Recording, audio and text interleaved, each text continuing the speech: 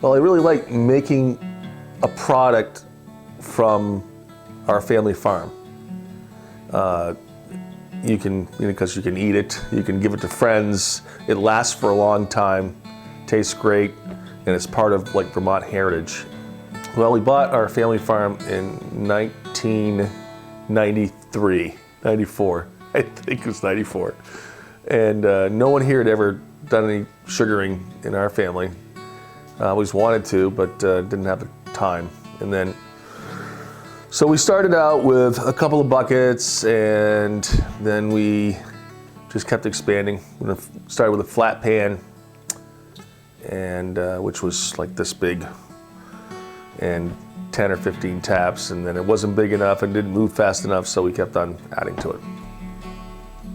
Pretty much the whole beginning of February, putting all of your taps out and running all your lines and doing everything else, and then obviously the huge thing you want to see is all of your sap coming in when you turn your pumps on, whether you have pumps or not. If you have it gravity fed in, you see all your sap come in, and a lot of days when you think it's going to run, it doesn't. And a lot of days you think it's not going to run, it does. We've had 3,000 or 4,000 taps on our biggest years. This year we're probably going to only have around 1,500, but they're on better lines and they're a little bit more professionally done. My favorite part of the whole process, it would have to be seeing the sap coming into the sugar house. That's the most rewarding part. All that time and effort that you put into the woods, all the money that you put into the woods, into the lines, and to finally see it come into the sugar house is the most rewarding part. So I'm going to take this fancy tool, attach it to our 5/16, cut it, spread it apart, then we're going to take our drop,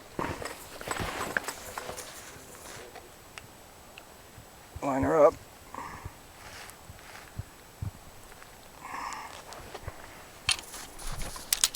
unclamp, throw our tap head on, pick a good spot on the tree,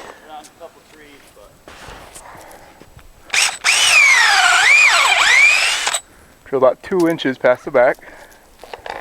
She's already starting to bleed a little bit.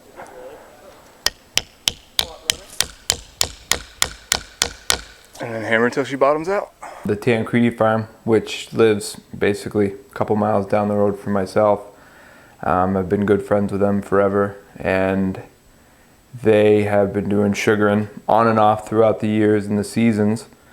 And basically as time went on, I started jumping in slowly, mostly just by helping out, and then really got into it the past couple of years.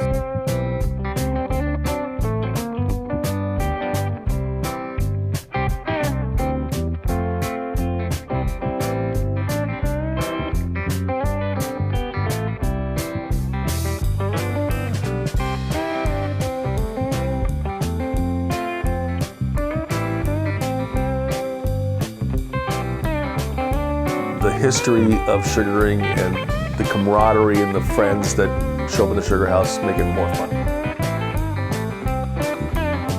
The favorite part about the whole process obviously is making syrup, but I think mainly it's more about the people that you know in town that when they see the steam coming out of the top, they come in and show up and hang out with you and want to come visit and see how everything's run and done.